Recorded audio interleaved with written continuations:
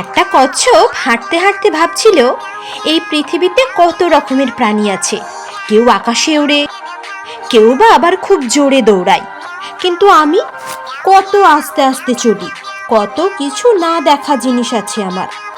এই সব কথা উপর থেকে একটি চিল শুনতে পেল। সে নিচে নেমে কচ্ছপকে বলল, তুমি উড়তে চাও? কচ্ছপও কোনো কথা চিন্তা না করে তার সাথে উড়ে গেল দূর আকাশে। কিন্তু শর্ত ছিল, উপরে উঠে কোনো কথা বলতে পারবে না কচ্ছপ। কচ্ছপ আকাশ থেকে নিচের কত সুন্দর সুন্দর দৃশ্য দেখতে পেল। সে পূর্বের শর্ত ভুলেই গেল প্রায়। সে সুন্দর দৃশ্য দেখে বিস্মিত হয়ে গেল আর বলে ফেলল, আহা কি সুন্দর পৃথিবী! অমনি কচ্ছপ দুম করে উপর থেকে নিচে পড়ে গেল।